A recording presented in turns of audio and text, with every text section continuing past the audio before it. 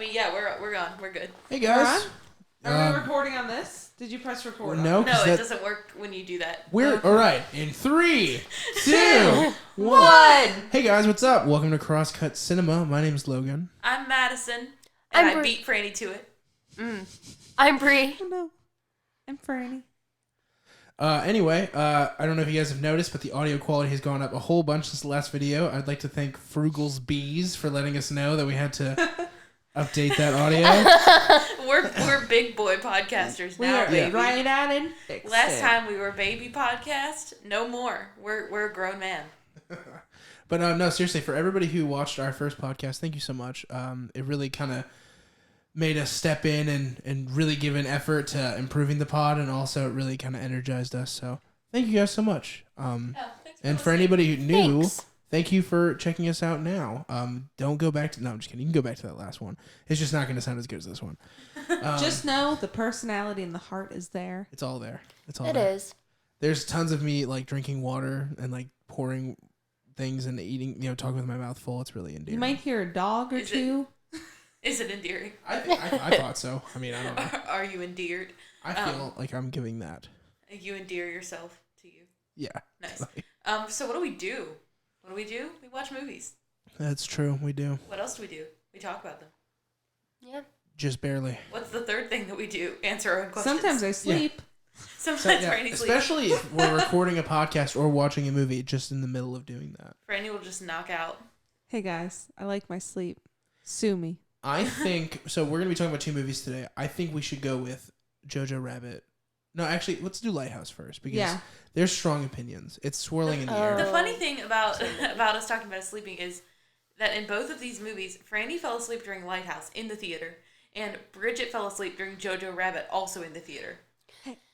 Hey, now, my sleep during Lighthouse was by choice. It's the only way I could tolerate staying in that cinema. I wonder how Franny feels about Lighthouse. I don't know. Imagine paying $10 to go see a movie, and then you just fall asleep. I was struggling, okay? You paid $10 to see a movie, and then you fell asleep. You wasted... Paid $10 for a nap. Right, you wasted your money. Spent. I was only asleep for 10 minutes or so. Still. If that. It's not great. All right, whatever. We're talking about Lighthouse. So, with Lighthouse, I have a confession to make about Lighthouse. I had an opinion on it that changed.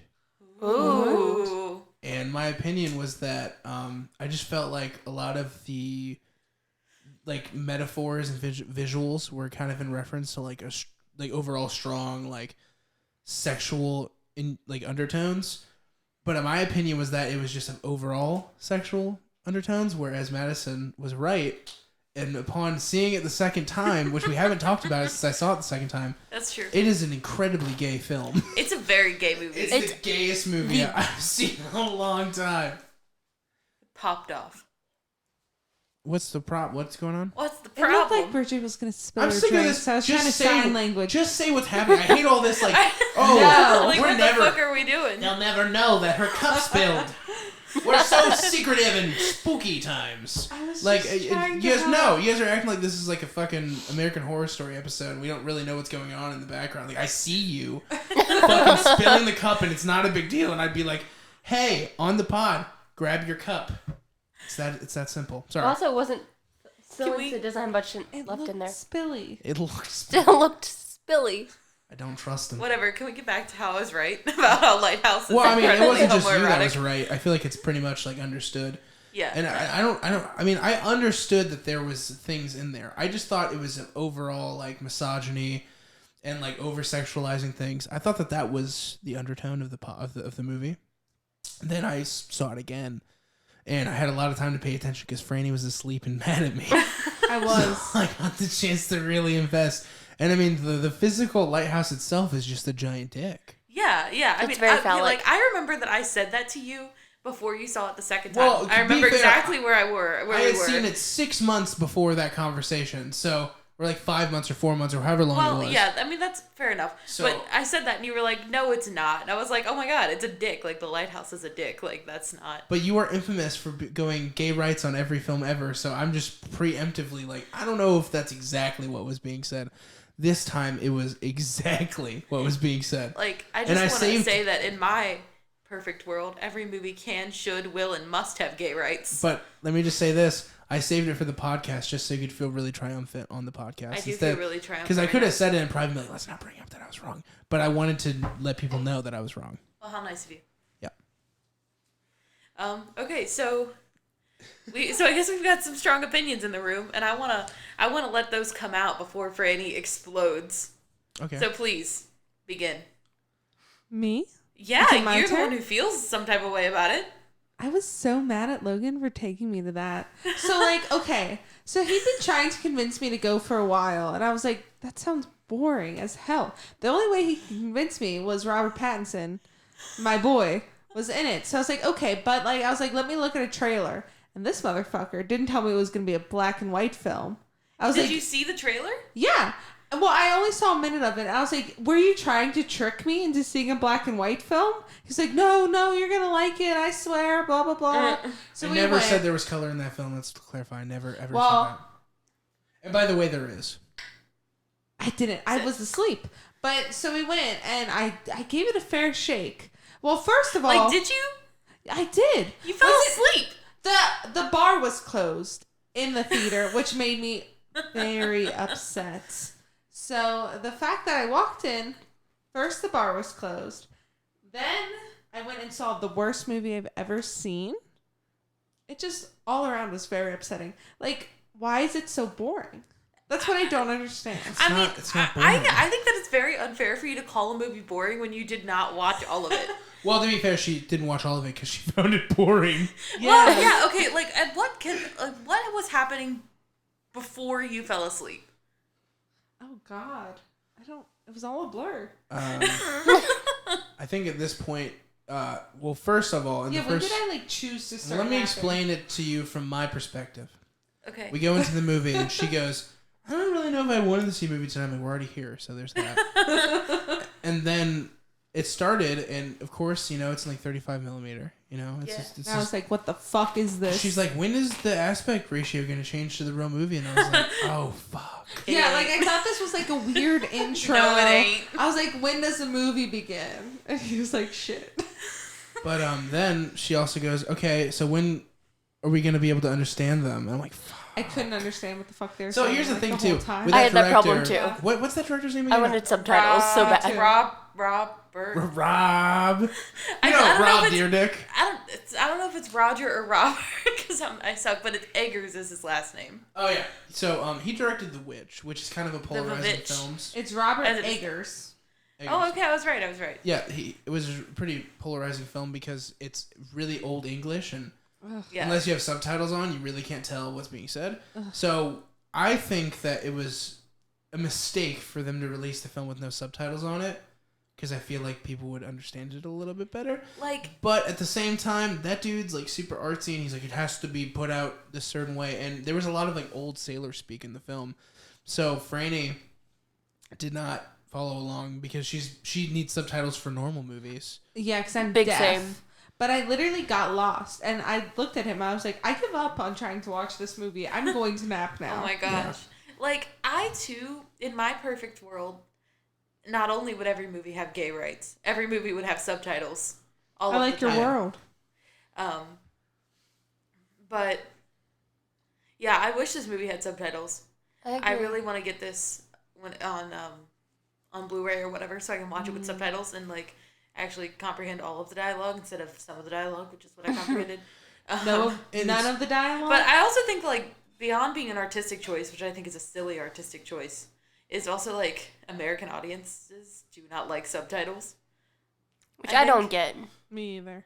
At least like in my experience, like I remember when I went and saw Parasite, which we're not talking about right now, but I was like, yeah, it's like a Korean movie or whatever, and people were like, they're doing weird shit over there. I don't know what they're doing. They're just trying I'm to grabbing a Dr. Pepper. I didn't want to interrupt you. I was still Dr. listening. Pippy. We are not sponsored by Dr. Pepper. I want to make that clear, but We are could not be. sponsored by anything. We could be, Sponsor baby. us. I like Pib better, but whatever. Fuck Say you. Dr. that. Pip is gross. It's really good. We are definitely not sponsored by Dr. Pibb because I just said they're fucking gross. He's not a doctor. He didn't get a doctorate. His name is Mr. Pibb. Oh, Mr. Pibb. Yeah, I'm sorry. He's not gone to medical school. Correct. Has not excelled over 5 years of college. So. But anyway, like I told people I was going to see like this foreign language movie in theaters, and they were like, "But like, you're gonna really sit there and watch a movie with subtitles?" And I was like, "I watch a movie with subtitles every day." Yeah. This is gonna come up in our Parasite review, I'm sure. Yeah. Which was kind of the same idea. People don't want to see a foreign film because of the subtitles and the difference in language. Yeah, and I think, at the same time, I think with this movie, with The Lighthouse, I think like it already had enough going for it that would make people not want to see it. That I don't think subtitles would like send it over the edge of being unseeable. I don't know, like it's already in black and white. It's already got a fucking weird aspect. It did well. It didn't do terribly. It did pretty good at the box office considering the budget. Yeah, I mean, so. And unfortunately, it's kind of being ignored for Academy stuff. But there's 2 great performances in it, and it's Robert Pattinson. But even more so than that, in my opinion, is Willem Dafoe, who did amazing. So he was and that's creepy. it. That's all there's really in the movie. There's a mermaid, and that's about it. That's the only things in the movie. So it's a short cast. Yeah, I mean, it's sad to me that it's getting passed over for like Academy stuff right now because like there's so much other good stuff, and I think it's like. I don't think it's like a stacked list of like really bad things and then people are ignoring Lighthouse for no reason. I think that there's a lot of good stuff. But this is like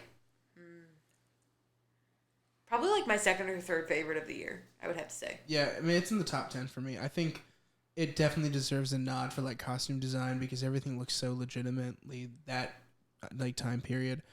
And then also the cinematography is like even though it's all in black and white, it's like definitely one of the more defined films, like the water, and you could tell with the cold air and everything. Like it's really interesting looking. Yeah, it looks really good. Franny wouldn't know. I couldn't see it. It was so dark in black and white. And smaller millimeter than you're used to. Why? What is the point? The art, the cinema. You see, I fought with him on this because he was like, you don't like art. I was like, I literally do art and love art and appreciate the fuck out of art. I literally buy like shitty art from Goodwill because I love art so much. I think you're kind of proving my point. But this is not art. Making a shitty movie that nobody can understand or see is not art. Wow, you hear that, Rob? It's not art. I don't get it. Maybe, I guess I'm not the audience that it was going for. I think I just don't get who was. It's not a film that is very like it doesn't have a lot of entry, like Parasite is a foreign language film. I know I keep bringing that up, but it's like a foreign language film that's very easy for people to like start on. Yeah, it's not like super. I enjoyed it. Which we'll get to that one day, but this movie is like not for people who like aren't used to like really trying in a movie. Like, this isn't like something you can walk in and like, man, this is pretty fun. There's nothing fun about this movie. This movie has no fun. You're right. Correct. It's very dour and very, like, introspective. And some people would say pretentious, but... It was. I make the argument it's only pretentious if it didn't actually have a message. And I think very clearly the film, everything that happens in it has a reason. Why? Yeah, what is the reason? I didn't get a single reason why anything was happening. Like, I'm gonna say just because... This sounds mean, but I'm going to say it anyway. Just because you don't understand the reason doesn't mean there isn't one. Okay, I get that, yeah. And, like, cool. I think going back to what you said about, like, being pretentious. It was. This movie doesn't have any pretense about it. Like, it knows what it is. Like, this is the movie that they set out to make, and they're not pretending to be... They're not pretending to be deeper than anything... Nothing is deeper than it is. And, like, especially if you read interviews with the director and then the 2 actors who it's very clear that Willem Dafoe and Robert Pattinson have thought a lot about this movie. Like, they didn't just go in and, like, read the script. They, like, they went and they thought a lot about this movie. It'd be really hard to read the script. Yeah. Because the dialogue, I have to say, like, I love the style that goes in with these movies, like Witch and this, I think are really interesting. But at the same time, super polarizing. Yeah. I would be surprised if like, I wouldn't be surprised if I got the Blu-ray and then I rewatched it and then I interpreted things a totally different time, a third time, just because I could understand what was being said. Yeah, I mean, that totally makes sense to me. So, But yeah, I think everything's intentional. Like every shot is intentional. What was that? It was my chair. I'll wait for Bridget to finish. It is picking up impeccably. I know. I hear every You guys, single people listening creak. could taste that chair. The studio's real nice. She's sitting on a fold-out lawn chair. Heck yeah. Sponsor us, please. Yeah, if For you the love support of us on God. Patreon, we'll use those fundings to get Bridget to share your chair that doesn't creak. This poor girl needs a chair. Please help. This child is dying. Her ass is dying in that chair. Yes, probably is dying. My ass is fine for now. That's Haven't good. been sitting here that long though, so We'll see. I'll update you later as things progress. But yeah, like every shot is intentional. Every sound is intentional. Like every image that you see is an intentional image, and that's like part of crafting the movie that it comes out to be. And like I think that I think what's kind of cool about it is that those images, those intentional images, lend themselves to a multitude of interpretations. Like, it's not just like, even though we've kind of agreed that it's gay rights, it's not gay rights. Even though we've agreed that it's homoerotic. Well, actually, I mean, it is kind of like gay I mean, rights, it's kind of though. gay rights. I mean, it's, the I whole don't- film is just layered with, like, you know, these two dudes are kind of misogynistic, but they're also like it's like a mechanism, like a defense mechanism. I think that they're also. I'm not convinced that they're not. I'm not convinced they aren't the same person. I'm also not convinced that they're not the same person. But when, Big same. why is it so erotic then if he's him? I mean, you can love yourself. I think it's also. But it also do has people... Like, self-discovery, right? Is it like a masturbation thing? They masturbate multiple times in the film. There's a lot of masturbation in this movie. I mean, like, Yeah, it was Like, literally real multiple uncomfortable. times. If in it the is- yeah, film. there's a lot of jerking it going on. if it's the same person, like, the homoerotic, Loaded full of jerky. the homoerotic tension could be, like, you know, masturbation. I don't know. I mean, like, within yourself, like, your own sexual desires. And then there's, like... Because let's not forget, there's the whole desire of the light in the whole film, right? Like, the Robert Pattinson character wants to be in the lighthouse the whole time. Yeah. And Willem Dafoe's character's like, nah, homie. And this doesn't say that. I'm pretty sure that we could understand that. He probably says something like, yar, no, to be in lighthouse, no, never. The light is mine. The light beeth mine why on the did he Dale Moon. It was Because he's so a fucking creepy. sailor, Franny. That's why he sounds like a sailor. He's a fucking sailor. No, that fucking scene... I woke up and there's just he was just standing in the fucking light, like all naked and shit in the middle of the night. Yeah? Yeah. He did do that. Like, why? A lot of it is also like, it's so funny that you hate this movie because there's so many moments in the film that are actually depicting real life art in the scenes. Yeah. Yeah, we were legitimately. talking about that. I did think parts of it were pretty, like decently, but like I couldn't see it. Someone's opinion is changing. What do you mean you couldn't see it? It was so dark. It really isn't. Like, There's no color. I didn't think it was that. but there's so much contrast. I like, liked the scenes where like you could see like the water and shit like that. That was alright to look at. But like anything inside of the fucking like gross ass lighthouse cabin shit, The house. Like, it's supposed to be gross. it It just is, yeah. this Like, you're supposed to film look at just it and be made like, me "Ew." uncomfortable You like know, the whole time. It's also a comedy. Like, there's moments that are supposed to be like There are over the top. very it wasn't funny moments. funny like ever. Robert Pattinson took a pan full of shit to the face. That is hilarious. It's funny. Yeah. That is as fuck. something No, that it was kids from gross. the era of like Twilight would have begged to see. Me and Bridget have were doing a bit from this movie for weeks where they're like just arguing and they're just like, what? What? What? What? What? What? What? What? What? What? Admit it, you like me, lobster.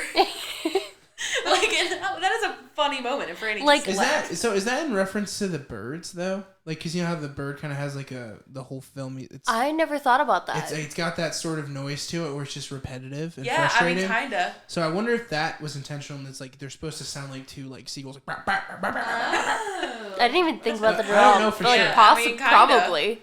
I mean, there's a lot of Like- repetitive noise in this movie. Gross. I just You didn't like it. You didn't like that droning noise. No. Why I would anybody kinda want like to pay to that. watch I love that. but like honestly, when we saw the like when we, wow, I can't speak. Well, you're on a podcast, so you might want You to. gotta learn. Ooh, okay. So like the what Yeah. thing, I kind of thought that it was very Madison and I, like that whole bit, like the whole thing was just like, yeah, that's something we would do. Homoerotic tension. Correct. I mean, But Homoerotic tension. and like going back for a minute, because I struggle to like cut in and I don't know where to like, jump in to speak. But yes, you have a look on your She's face. making noise with my microphone. no, she hit No, the it thing. was Bridget. It was Bridget me. hit the little pop filter. I'm Sorry. sorry. Do I anything. apologize. No, you're fine. Go on, say what you're Don't gonna say. do it again. But going back to the gay rights thing, I think there is a difference between gay rights and homoerotic attention. Homoerotic tension. Tell that to your girlfriend. I Because want to be clear. Like when I say gay rights, it does not have to be gay at all. It's literally it's just if I decide it's gay rights, it's gay rights. Sorry, I don't know what to tell you. Like Ratatouille, it's gay rights. I mean, Wait, yeah. what? Ratatouille? Yeah, How's that? it just is. Okay. Anyone can cook, bitch. Anyone can cook, bitch. But one day we'll do an episode about Ratatouille, and I'll Yeah. shine That would be amazing. We should just do a single pod about Ratatouille. about I agree. Ratatouille. I agree. That might be the move, y'all. I didn't like it. Fuck off. And anyone can cook except you, because you're gonna die. Shock. Come at Fire. Remy like that. Come at Remy like that. Sorry, but you were saying about gay rights. I think the difference is that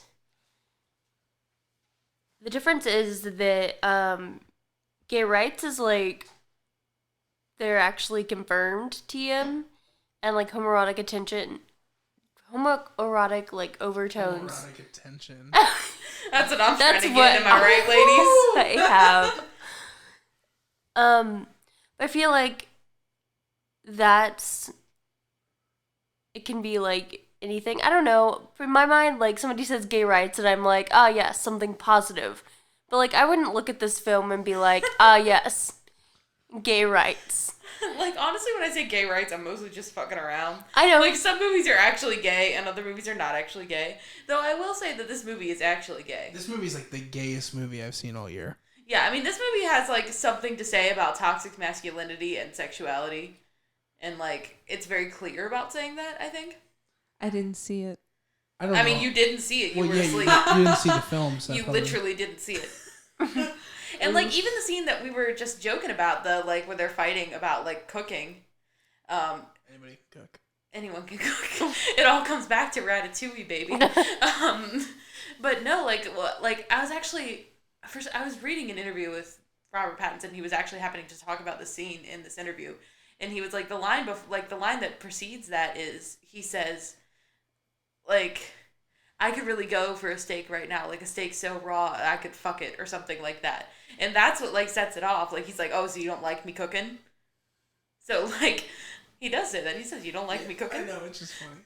And so, like, that's what like, you know, gets him going on it. And, like, there's just those overtones, and there's just, like, on top of the gay thing, there's just, like, dominant submissive energies. And I think that lends itself to the idea that they're the same person, because it's like, which part of you are you gonna let win? And so, like, when you have that toxic masculinity thing going on, it's like, am I gonna give into this, or am I gonna resist it? And so, like, there's just sort of that, like, dominant submissive thing going on, so that's why I think it's kind of cool that it can be both readings. I don't know if I articulated that well. I think you did, personally. And the dominant submissive thing, they like switch roles. Yeah. At the end, which I'm sure we're gonna talk about. If there's even like a role to switch, I feel like one's a manifestation of the other one's mind. Well, yeah. I mean, then, like, in order for Frani could not look more bored right now. She's like, fuck she's this like, movie. fuck this shit. I started dancing. In order for Robert Pattinson's character, they're both they're both called. Yeah, they both have the They're both same called name. Tom, so I'm gonna call him Tom, Robert Pattinson. For his character to get that enlightenment, he has to get that enlightenment, to see the lighthouse, to like be in it. He has to regain control because he's been like made to submit. So like in order to get your enlightenment, he had to basically force. Turn Willem Dafoe into a fucking dog and then Correct. make him jump into a pit of dirt. That was Yeah. uncomfortable the whole I mean, time. it's supposed I just wanted to be it to uncomfortable. stop. Like you are not supposed to yeah. be comfortable. Was that like? I would be worried if you were I comfortable might be with being that. too literal, but was he like calling him like a bitch? Like in. I mean, literal- I feel like kind of in a way. Yeah. I feel like- But also, like, there were many times in the movie where, like, Willem Dafoe told Robert Pattinson, like, you're a dog, you're nothing but a dog, like, and, like, that's, like, a whole thing. You know? There were some important, like, perspective changes, too. Like, for instance, there was a scene where, like, one person was chasing the other, essentially naked, right? And then Yeah. the Willem Dafoe's character to Robert Pattinson, and then Willem Dafoe turns around and is like, you were just doing this thing to me, or whatever it was. Like, he flipped the script. And Yeah, like, you attacked me. so then comes the question, like, okay, so is this cerebral? Is this actually like a crazy person trying to convince another person they're crazy? Is, you know, what do you take away from that? I think this movie's a bit of a mind fuck. Yeah, I don't think it's as simple as watching it once or twice. I think you have to watch it a few times to really, because I know that I'm missing pieces. I think everybody here kind of is. Yeah, I think you can get, what? I'm not missing anything. Fair enough. I think you can get multiple interpretations from it, which is kind of why it's a lot of fun. And then like the mermaid thing. Yeah. Anybody No. got any thoughts on that? Uncomfortable. Mermaid pussy. Other than that, Other than mermaid pussy? Fishy. Fishy. I think that it was. I think that it was sort of like the mermaid was sort of a representation of lust, because he finds the little like I don't know what like you call it. totem. Like, yeah, totem's a good word. Like the little wood carving thing, and like that represents, and he finds it in a hole in his bed, and like that represents the lust that he has, like just that desire. And then throughout the movie you see, like, especially like when he's trying to get Willem Dafoe to submit to him, you see it like alternating between like his face and then the mermaid, and then like mermaid pussy, and then like his face. And so like all of and I think it's just that object of lust being conflated with the other things that are present, if that makes sense. And like once he found that little like totem is when like the real masturbation started, right? Like if I remember. Yeah, I mean, he whacked it to that thing. as opposed to fake masturbation. Right. Yeah, Yes. like shit just got real, y'all. That's just what That's he real said that. masturbation That's some right real there. masturbation right there. Ooh-wee. Like, at least, like, I mean, I don't know, like, for the ex-Twilight girls, like, which we all have a little bit of in us. Me. Like, didn't we still. all at one point want to, I don't think I Like, had didn't- an ex-Twilight girl in me, but I don't know, like, didn't all the ex-Twilight girls, like, kind of want to see Robert Pattinson do that? Or am I just... jerk off with a dirty mustache No. in a grainy film. Well, I guess probably not. To a totem of a Twilight- I think mermaid. this movie perfectly made him like disgusting. Like, Yeah. Twilight is like openly my favorite movie Yeah. series still. And I didn't want to see that side of Robert Pattinson at all. Fair enough. I liked it in that one movie about the Twin Towers, like forever ago. Wasn't that a thing? what the fuck? Are you Hold talking on. about? I don't know what you're I talking will about. figure it out. I think Well, it's while like you a day to something. Well, you No, do why am I that. thinking of a day to remember? No, Are you not that. remember me? Remember Me. That's what I was thinking of, a day to remember. Didn't remember. Don't But break. You won't ever He was really good in that, and he was good in Good Time. Like, he was... It was a fucking awful choice I just love for the him to do idea. this, because he's a good actor, and this was shitty and gross. So do you think Like, that I he disagree. didn't do good acting in this movie? No, he is a good actor. This was just a gross movie. I mean, I think it's his second best film. What the fuck is wrong with you? I mean, Good Time's better, but we'll talk about that. But I think this is more of a testament to Willem Dafoe's performing. I think he was amazing in this movie, but both of them were like obviously great. Yeah. Who did you like better, Bridget? William Dafoe or Robert Pattinson? Willem Dafoe. Yeah, I'm so- sorry, Willem Dafoe. We just talked about this like 2 William days ago. Dafoe. William Dafoe. I'm not Um, gonna let her slander you, bud. Willem Dafoe, if you're listening, Sorry. I got you, boy. Sorry, Willem. I really liked good old Rob. But I also am an ex-Twilight girl, and so that probably colored my opinion. And the fact he's like the main character probably colored my opinion. Well, arguably the main character. There's only one character. Correct. I'm pretty sure. Maybe the seagull, I guess, counts. Also, if you are an animal lover, stay clear of this film. Oh, yeah, God, Bridget. I was so upset. I didn't know what was going to happen. I have a... Fran, do you know what they're talking about? Yeah, didn't they kill a seagull, like, I mean, brutally? like, it's only I say they, that if Franny you think... turned to me and goes, "You fucked up when you did that." Yeah. You fucked up by bringing me we got here. out of this movie, and I was like, what the fuck did you just make me sit through? Yeah, and Bridget, I didn't talk the whole Uber back home. Bridget was so upset when that bird died. I have a thing with animals being hurt that I, can't stand it. And, like most people, I suppose. But, I had to look away. I had to hide my face in Madison's shirt and look away. Like, I kind of want to talk about the goal, though, now that we are on it. Like, not to distract from the people who were upset about that bird being hurt. Though I think it was meant to be upsetting. Yeah. I mean, yeah. Like... Sorry, go ahead. Oh, it was like... I don't want to say it was, like, the killing of innocence. Because the bird, I feel like... That bird was not fucking innocent by That's so intense. I feel that like... bird's a fucking dick. Yeah, that bird wasn't innocent. I feel like the bird was in his right to be a dick.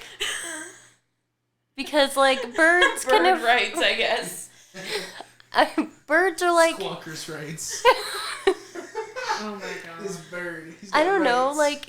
Rob Patz if you came are to... a seagull and you've been harassed by a lighthouse keeper, you're entitled to financial compensation.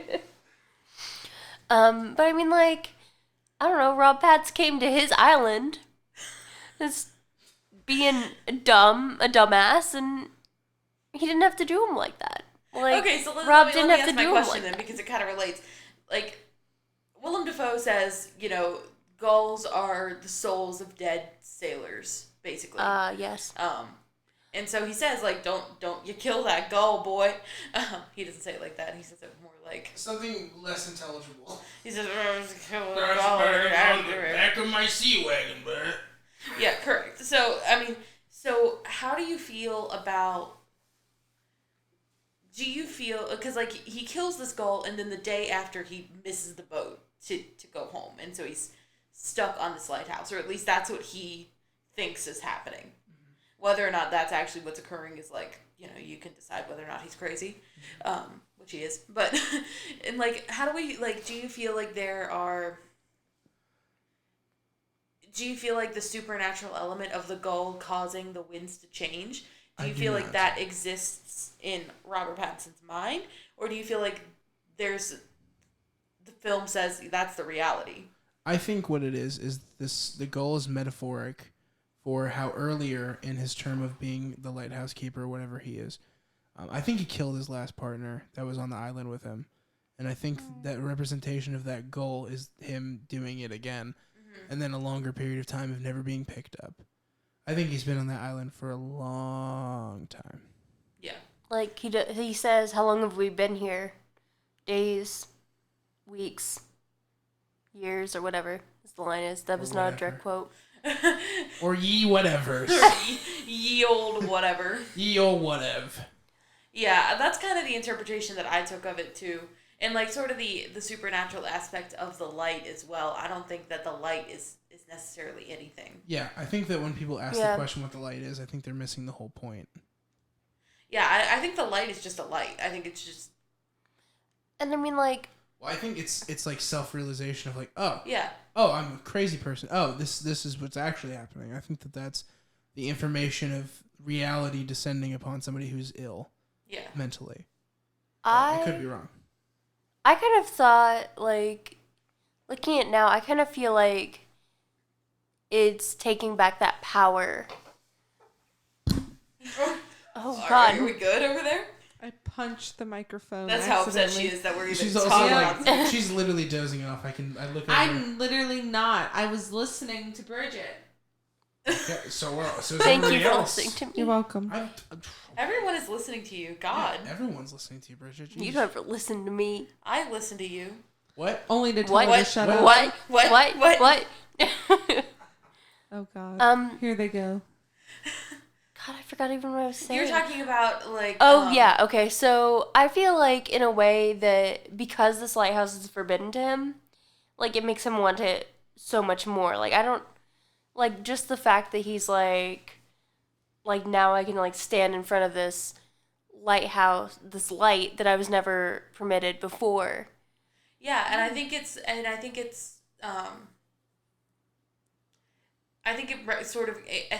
representative of desire, and of like a desire that's forbidden.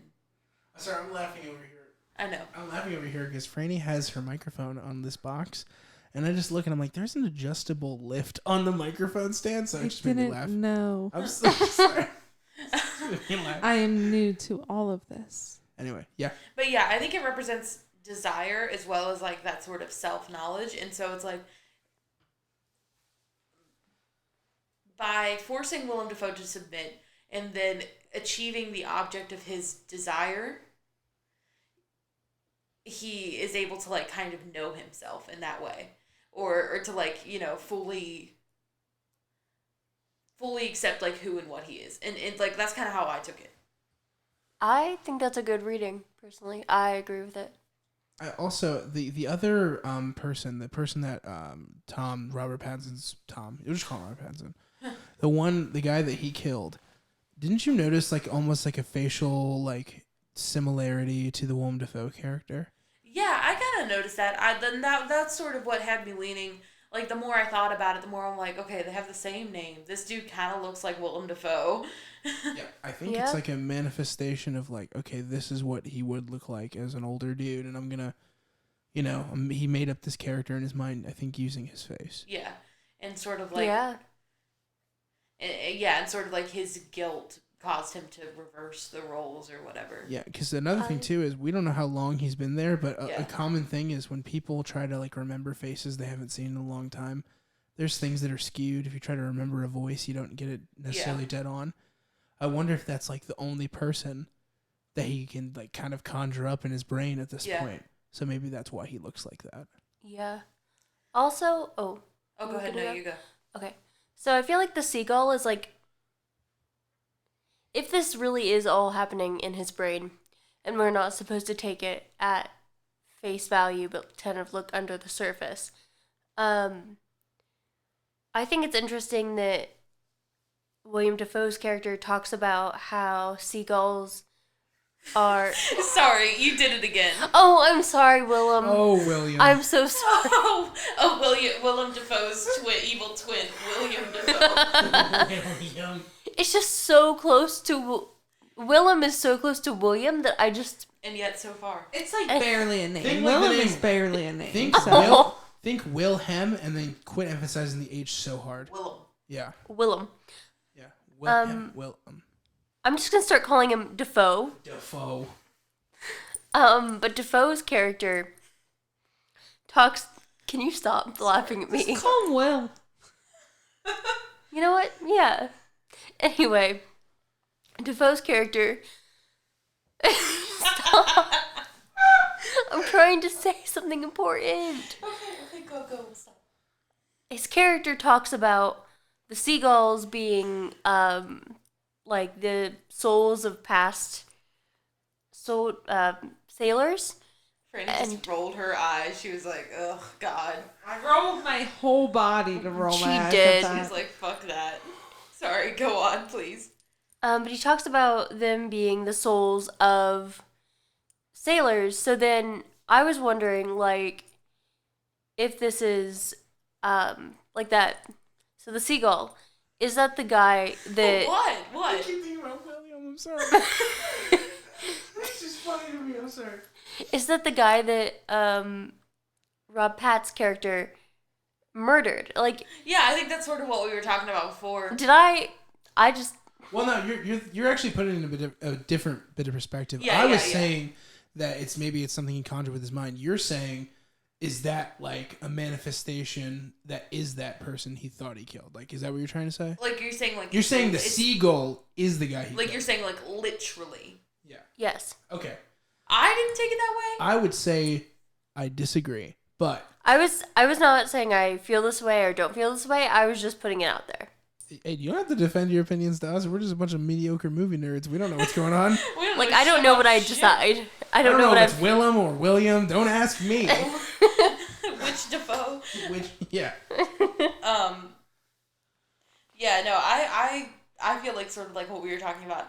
Like, maybe this is, I mean, I think there's like probably a seagull that was literally pestering him. And he like decided that it was this dude. I mean, or it could just be in his brain. I mean, that too, I guess. And then... Oh, Franny. And the way he like discovered, because he discovered the body.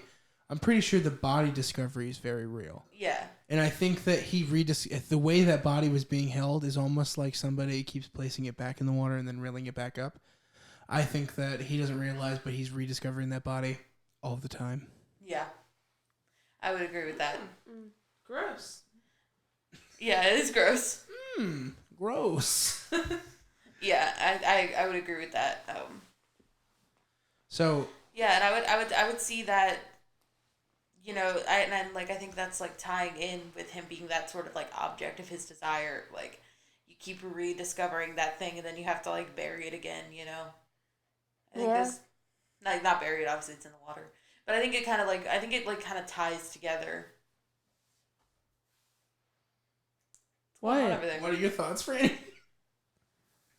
Maybe, just maybe, someday I'll rewatch the movie because I'm so confused by everything you guys are saying.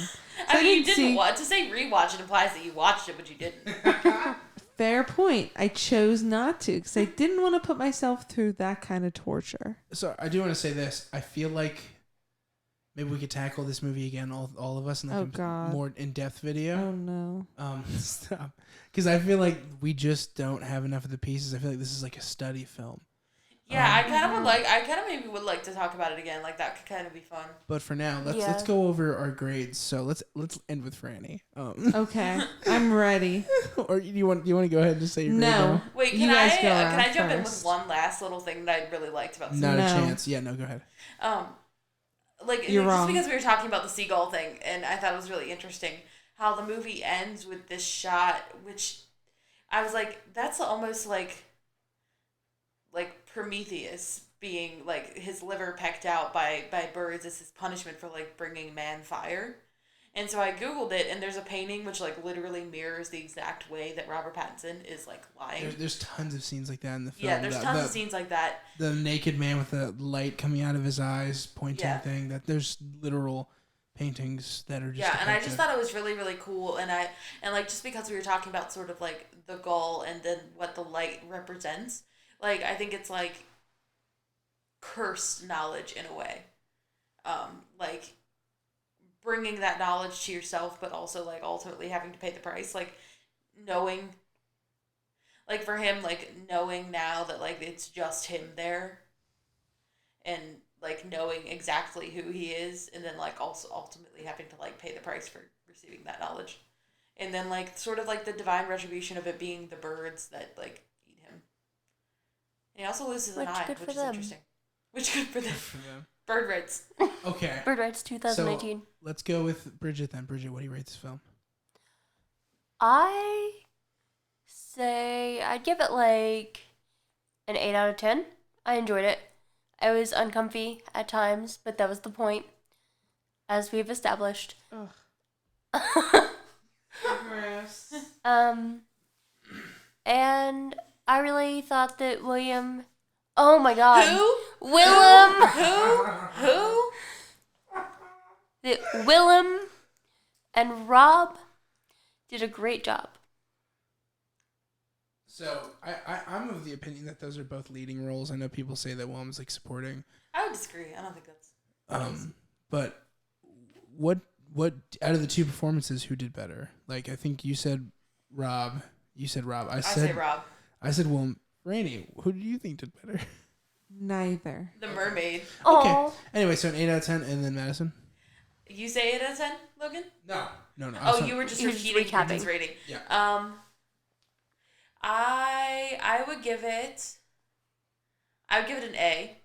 Oh God, here we go. I would give this movie letter grading. I think if this movie had subtitles, I might say it's an A+. Because What the I really fuck? like this movie. I like movies that are very intentional, and in some areas, like, style matters more than, like, substance to me. And, like, this movie, a lot of what me and Logan talked about right after I saw this movie was that, like, this movie decided what it was going to do, and then it just decided to be the best version of what it was. And, like, I think it really succeeded in everything that it was trying to do. And so for me, like, this is a movie right up my alley. Yeah, for me, I would say that I'm going to go ahead and rate it on what it is now versus what it will be with the subtitles, because I feel like the produced film that was in theaters is the actual film. Yeah. I'm going to give it a 7 out of 10. What? A 7 out of 10. I think maybe it'd be closer to an 8 with subtitles. But I just think that for me, there's a lot of meandering in the film that, yeah, is symbolism and everything, but it just isn't overtly, like, super entertaining to me or intriguing to me. But I mean, it's still, like, it is, like, the perfect version of what it was going for. I guess the message isn't as powerful for me as for other people. And, so. like, I don't necessarily need a powerful message to be there. Yeah, I'm saying it didn't intrigue me enough to call it an 8 out of 10. I get that. And, like, that's, like, I think it varies based on, like, what are you looking for in a movie. Like, it changed the way people are going to start doing more filmmaking. Like, it's, like, there are going to be movies now that are more experimental. And, like, that's a good and I think thing. it's very like, good. Shouldn't stay in the same place when it comes to the movies. That's what gives it all the bona fides for me to call it a 7 out of 10. And probably when it has subtitles, in my opinion, it'll be an 8, but I'm going to yet again rate it as it is now. Yeah, I agree with that. Franny? Okay, so, like, a movie should have a plot, and, like... It has a plot? No, it doesn't have a plot. It has a bunch of weird events that happen for Just no because fucking it has a reason. non-linear plot doesn't mean it doesn't have a plot. Actually, I think it is linear. It's technically linear.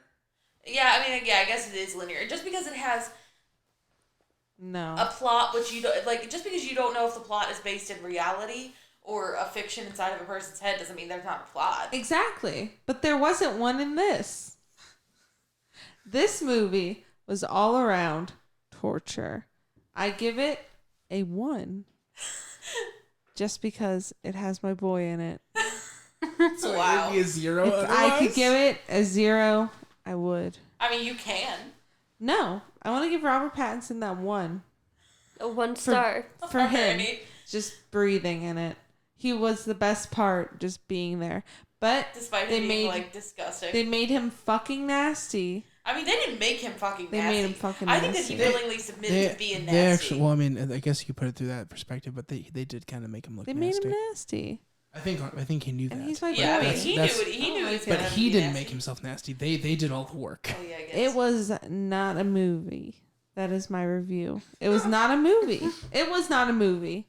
Why would anybody want to submit themselves to that kind of torture? Pay for that kind of torture? Excuse Bridget's me? over there just slurping. No, I do not like it. Okay, so A 1. you guys can also check out those reviews on Letterboxd or each of our individual scores. I have opinions. She is angry. And Very. So, I was so pissed at Logan for taking me to this. So we're gonna take a quick break, and then Let everybody cool down. we're gonna take a quick break, and then when we come back, we're gonna talk about Jojo Rabbit. And we are back. Hello. Hello. I don't know how to do this. Hello. I didn't introduce myself before. My name's Frani. I think we introduced all of ourselves. I whispered. Oh. Well, whatever. She's hearing Franny. cut on. I'm Madison. Bridget's to my left. What's going on? Hi. I'm just kidding. My name is Logan. Hi. Can we be serious? This is a serious venture. Sure. Let's talk about No. the Nazi summer camp movie. Now that we're being all serious. Right, now that we're being serious, let's talk about Jojo Rabbit. Jojo Rabbit. Okay, so first of all, I love this movie. I also love this I movie. love Same. this movie. Oh my goodness, it's so funny, and the music is so like fun, like the different interpretations, like the German covers of popular pop songs. Yeah. So the idea is this little kid in Nazi Germany, and as many kids at the time, I'm sure, thought of Hitler as like the Beatles. This kid's like idol is Hitler Right. himself. And yeah, I mean, what are you guys' thoughts on it? Yeah, I mean, I think it's a really interesting way to look at a time period. You good? So rude. Sorry, I had to cough. Can I fucking talk? I'm just playing. But yeah, I think it's really interesting because it's like a time period where there's a lot of movies about World War II. There's a lot of films about Hitler and things like that. But like this movie does it in a really different way, and it feels really like, despite taking place in the past, despite taking place in Nazi Germany, it feels really like present when we see a lot of like leaders coming to power that have a sort of cult of personality about them, and have, you know, people who idolize them without really knowing or understanding who they are and what it is that they do. And so by like giving us Hitler through a child's eyes and giving us the war through a child's eyes, I think it does something really interesting. And this movie is almost like a coming of age story in reverse. Like Jojo, the main character, has to learn how to be a kid again, and has to learn how to not be a fanatic, and just to be a kid and to be like a human person. I'm pretty sure I said the exact same thing. Like, this is one of those movies where me and Madison are like on the exact same wavelength, where we're like, we understand why this movie is like great. Yeah, I think we like this movie for the same reasons. Yeah. First of all, the performance is like all around. I cannot think of a single bad performance in this movie, and it had Rebel Wilson in it, which is usually like a no-go for me. Yeah. And she was great. She was perfectly used. Yeah, I don't have any I don't feel any strong way about Rebel Wilson. I think I like her fine, but I think in this movie she was really good. I think that Rebel Wilson often gets like shoehorned into like the funny fat friend, and I think that's just like an offensive role to begin with. Yeah. But like, she literally played a character called Fat Amy, and like that was played for a joke the entire time. And she never gets like, she's always like the fat friend in like the bad teen or bad like cringe comedy. Like, it's never like an art movie where she's like a interesting character. She's a character actor. Yeah. Who doesn't really get characters. Yeah, she just plays the same character, which is like the butt of the joke in a lot of movies. And like, so it was nice to see her do something really fun, and like every scene that she was in, she was hilarious. Yeah, that was nice. Mm-hmm. Yeah, she did really good. And Taika Waititi, the director, playing Adolf Hitler, was hilarious. Great. Yeah. Oh, I didn't realize he was the director. Yeah. Bridget, do you think you could say the name of the director of this movie? I don't know if I could. I just had to ask you because, you know, William Dafoe.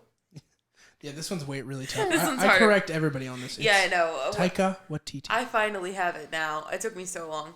But I've yeah, never tried. Taika Waititi? Heck yeah. Taika Waititi? I love how like Close. white bread they sound when they're trying to say like Taika Waititi. It just makes me laugh. Taika Waititi. Waititi. You sound like somebody on like their honeymoon in Hawaii. Like, I would like the tiki Kuntuti or something. Like, you're not. It's not believable. Okay. It's not believable. I'm not surprised. Yeah. But no, yeah, I thought that he did a really, really good job of like playing that Hitler character, and I thought that Hitler character was really interesting because in a lot of the movie he's just like an idiot. Yeah. But he's also this larger than life person. He's what Jojo sees him as being. What's crazy is I think this movie is like a perfect contender for Best Picture this year, even though the first 10 minutes felt like Family Guy. It felt like an episode of Family Guy when you started the film because it's so like insane and like asking you to accept so much right off the bat. Very like Wes Anderson-y, Family Guy-y, like really tongue-in-cheek. But the movie does not stay in that tone. Yeah, I mean, well, like... Maybe a little bit, but not like as intense as the first 10 minutes. Yeah, I mean, I was really excited to go and see this movie, especially because I know that Taika Waititi likes Wes Anderson a lot, and I think that he like is definitely influenced by him, and I too like Wes Anderson a lot. Logan and I don't agree on. I like Wes Anderson. I don't love him. Like Yeah, I love Wes Anderson movies, and so I was excited about this movie because I like know that that's sort of his influence, but I was afraid that it was just going to be a lesser version of a Wes Anderson movie and not its own movie. And so I watched these first 10 minutes and I was like, I'm not liking this so much. Like, I was like, dang, this is sort of disappointing me right now. But then after that 10 minutes, it's like only up from there. Yeah, definitely. I mean, I think the big change in the film, for one, I love the character of Jojo, and I love his friend. Yes, his fucking friend Archie is Yates cute as plays fuck. his friend. He is so funny. I mean, like gut, but like he's the funniest character. Like, I want to give that kid a hug. He's just like, there's a lot of great characters, and I feel like they used him sparingly. Like, they really barely used him, but like every single time he's on screen, I saw this movie 3 times, and each time I actually laughed like out loud. So Yeah.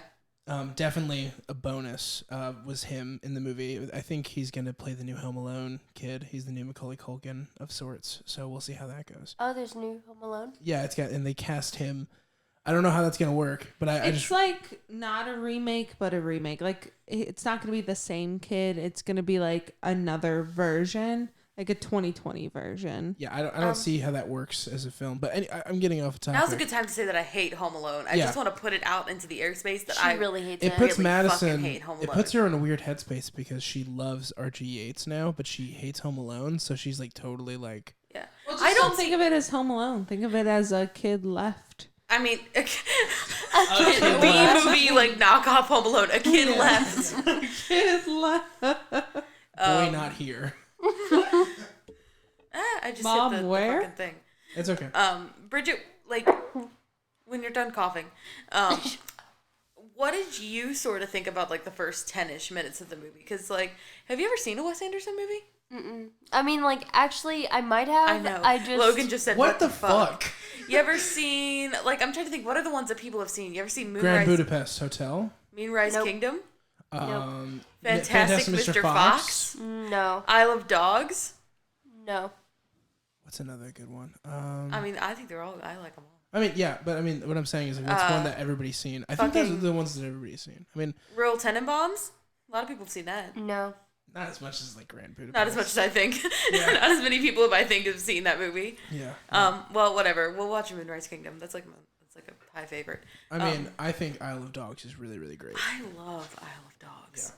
Like, people, like, I feel like that movie did not get the attention it deserves. I really fucking love that movie. Yeah, I mean, the year it I came haven't out, seen it it. definitely should have won Best Animation. But wasn't it up against the Spider-Man movie, Into the Spider-Verse? Because if that's the case, then I get it.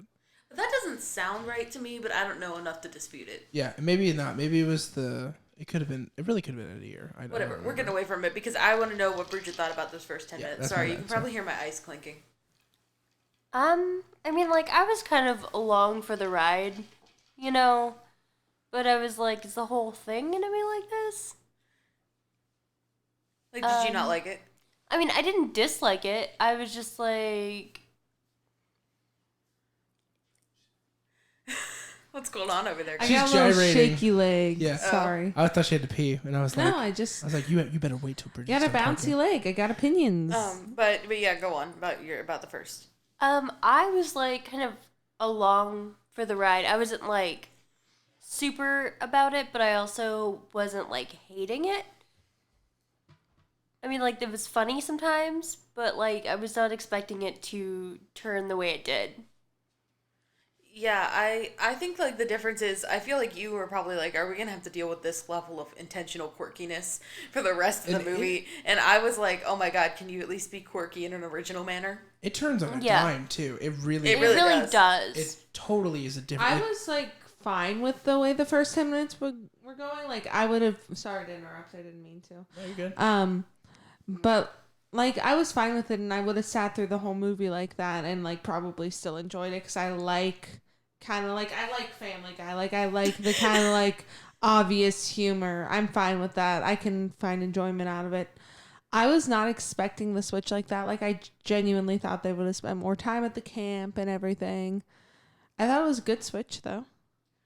Yeah, I think it kind of works for it. Yeah, That it's trailer, out though. of nowhere too, because the trailer makes it seem like it's like gonna be them at camp for a lot longer. Yeah, that trailer it gives away things while also giving nothing away. Like you know about the girl in the house if you've seen the trailer, but you also think that this movie is going to take place mainly at a summer camp, and it's literally it does not at all. like Yeah. 2 seconds at the summer camp, and that's about it.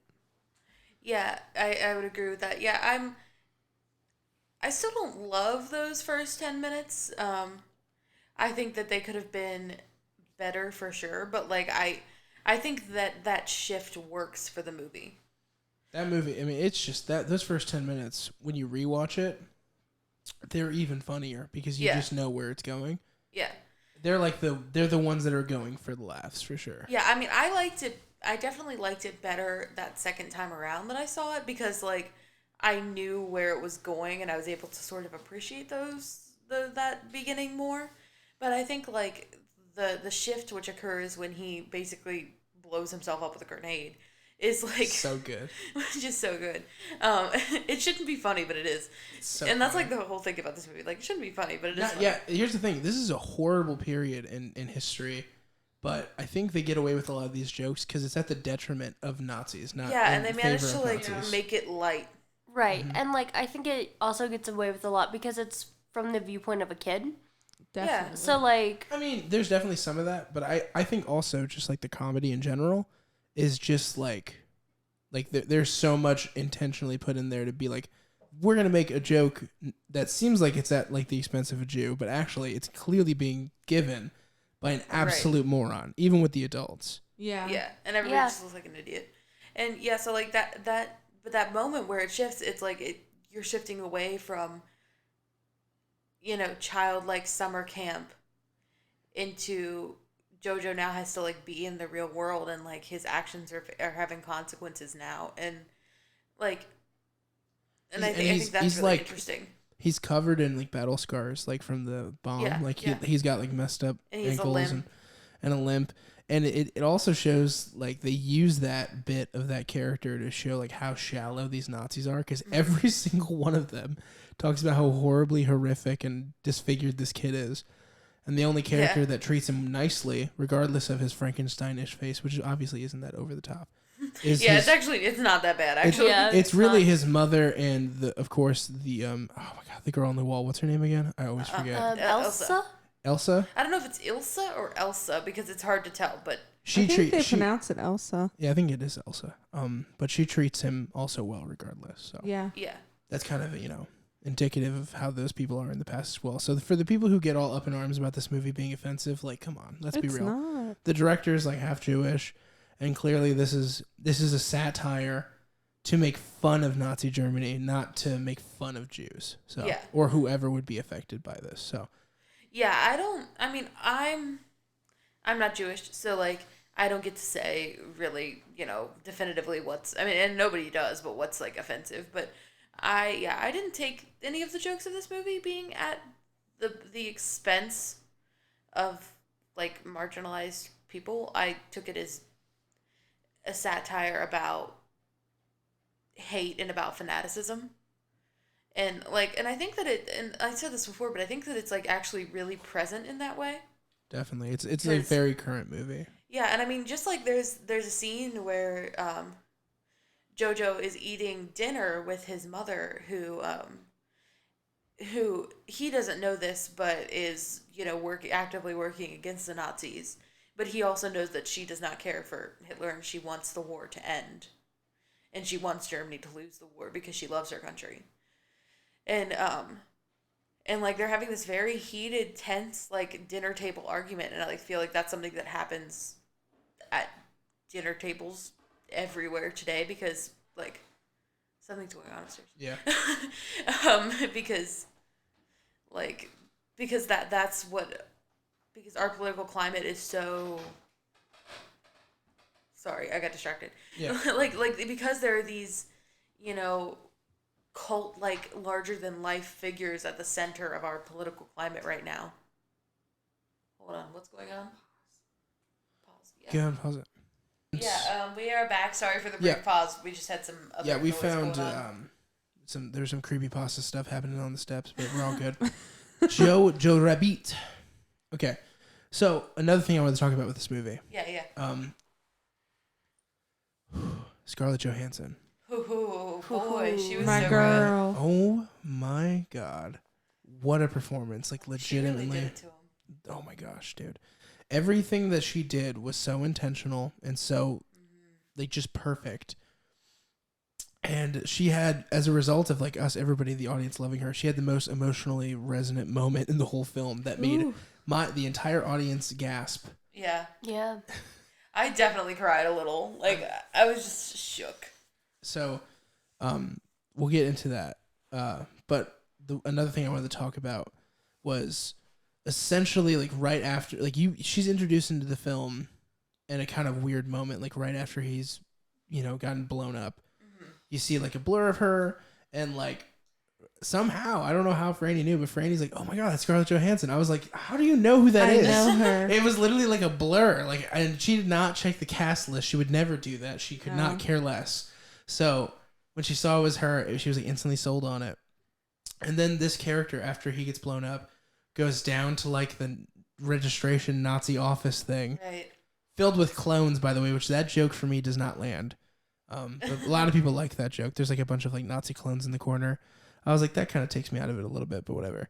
But then you see her like basically whip the shit out of Sam Rockwell's character. Yeah. And it's just like a good moment of like, okay, right away we're with this character for only a few minutes where she's in the house and then she's at this office.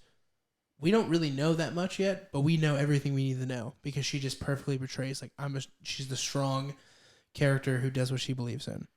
And Right. Oh, go ahead. she's like the embodiment of like what a mother should be.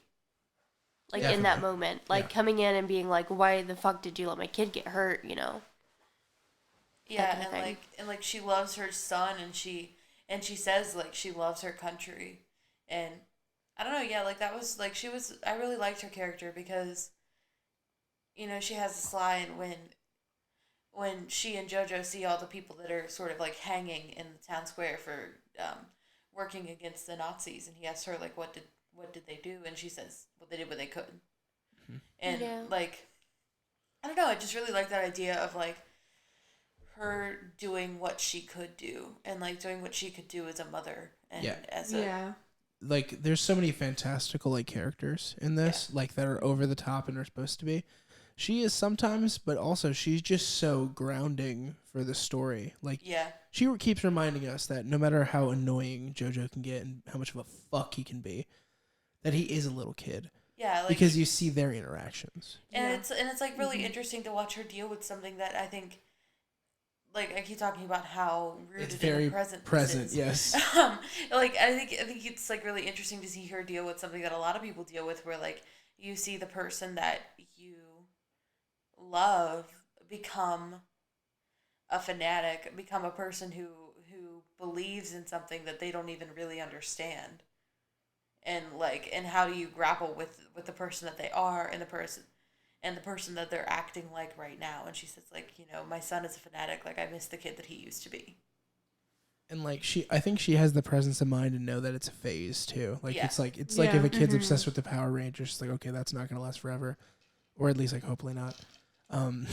You do see it, but I think she realized that he doesn't even presently understand what it means to be a Nazi, and but yet she knows that he's a kid and she's just not going to crush his entire spirit. No. So she kind of lets him, not necessarily encourages, but lets him live in that world. And I mean, it's also for his safety too, because if people knew about her, and when they do find out about her, he gets put at risk. Especially like it kind of helps cover her like her business by like having a son who's so involved. Yeah, because clearly, I mean, we learn later that this father that's off to war isn't actually off to war on the side of the Germans. Or on the Nazis, actually. It's clearly some sort of, like, rebellion kind of thing. And it feels like it's, like, not openly known, but kind of hinted at that, like, people might know because of some of the interactions that, like, other kids have with him at camp. At the camp, I remember they called him a coward. Say that his father is, like, a deserter. Yeah, so, like... his family's already kind of being watched. Right. So it kind of helps that like he is so involved and like goes to the camp and like does what he can in his mind Now- for for his buddy Hitler. Did I miss something in regards to what happened to his sister? Or is it just not expressly said in the film? I think she just got sick and died. Yeah. That's sort of what No, she died from an explosion. From an explosion because of the war. Was that what it How do was? you- Yes, they said it. When did they she say that? died. I don't from remember an when they said that explosion either. during the war. I remember them saying that. I don't remember that personally, but it could be true. But We're going to I go mean- ahead and put an asterisk next to that. It's Franny's pretty true. sure. I am I passionate think about that she this. I think that she died before the events of the movie. I think that like there's something that JoJo says in the beginning of the movie after he gets injured and Scarlett Johansson's character says like, you know, Mama Lion is here to take care of you, to take care of her little cub, and he says Stop it. I'm going to cry. I know exactly what you're Oh, I talking know. about. And he says, what about what's his sister's name? Elsa. Inga. Inga Lion. Inga? Yeah, Oh, I'm Elsa sorry. is the name of the girl who's living in the house. And he says, what about Inga Lion? Or something like that. I literally almost cried when I saw that Crying part in the again. club. That was so intense. I fact checked myself. I was wrong. I was right the first time though. She got died of sick. influenza. Yeah. I swear. They said something about like an explosion and she died. But Yeah, guess I was fucking wrong. I'd say that that's like one of my only issues is that was so rolled over. I wish I would have heard a little something more about it. Yeah. Like, I can't Yeah. pinpoint the moment in the film where that was said. It could have been. For me, there's such like the storytelling is just so on point with this film that for me, I was like, okay, how do we roll over that big Yeah, fact? I mean, for me, Yeah, it was clear true. that the sister had died. Yeah, but, we like, all knew it that wasn't she clear died. how. Yeah, exactly. Which, you know, maybe that wasn't important for the story, but it's like, well, it's kind of important because the death of a child seems like it's a big deal. So even in that time. So I was like, how did she die? Right, and I mean, and I think that it definitely contributes to, like, JoJo's susceptibility to this sort of ideology because, you know, in a very short period of time, he's lost his big sister, he's lost his father because he's away. He's not certain he's lost his father. Well, no, but I mean, he doesn't have him in his life at that moment. yeah. But Like, in he's his lost head, him he's in a way kinda- that he's gone. But in his head, he's kind of idolizing his father because in his head, his father is serving Yeah. Hitler. I mean, we, Yeah, we so, I all mean, remember the right? scene where he's like, I wish Dad was here, and Scarlett Johansson's Yeah. character just goes Oh my fucking God. insane. That It's incredible. scene It's a great gave me scene. So good. chills. But yeah, I mean, like, and he's, you know, his authority figure, his father is not there, and his sister, who, you know, is an older sort of parental figure, not parental, but like an older, like, sort of caretaker figure probably, is not there, and then his mom now has to support this whole family, and so she's not really there either. Like, you see him What does she taking do care for of a lot work? of things. It's not clear. Exactly. Like, does she do for I work? I love and hate that about the movie where it's so like it really gives you the absolute most important information and it's just like just fill in the rest. It trusts us as an audience to fill in everything ourselves. Well, and it kind of gives you like a child's perspective. That's what I was gonna because, say. You know, JoJo's Yeah. really young. He probably doesn't really know what his mom does all day. He just knows that she goes and does her thing. Fun fact though, I think she's working with the rebellion. I think that's what she definitely does. she definitely is. I think that's what Yeah. her job is. Like I think that's what she is doing all day, and yeah, his lack of knowledge is maybe to protect him of that. Yeah. yeah. Yeah. I But mean, I it don't is see how true. that keeps the lights on, but like, As a kid, you don't understand what your parents do, really. And, like, it's Yeah. kind of cool seeing, like, the world. And, like, I like that, like, you don't really hear too much about his sister's death. Because, like, as a kid, like, he probably really doesn't understand it too much. He just knows his sister's not there anymore. yeah, He understands death, but, like, he's not going to think all the time about how she died. So let's talk about one of the pinnacle moments of the film, and that's when he hears something in his house, and he goes upstairs and he notices that there's like a scrapish thing on the floor. I don't remember exactly how he noticed. Maybe the panel wasn't fully in the wall, but he opens a panel in his sister's room and he finds Elsa. the Elsa character, and I love the way this is shot. It is so reminiscent of like a horror movie or like Evil Dead. It's such a fun way to shoot that scene because you kind of like, from your perspective, you know what this is. Yeah, like, but you know for what's JoJo, coming. he's like, there's something in my fucking wall right now, and he's so scared, and it's so funny. And I love the way that part was shot because it really it cemented like how he also sees Jewish people in general. Yeah, and like he's like, it's a fucking warlock mage fucking crazy monster thing, and I loved that reaction. And I loved the character of Elsa a lot. Like, I mean, she gets maybe what's the best line in the movie where she says there are no weak Jews. Yeah, and just like the way she's like so beyond her years as far as like a character.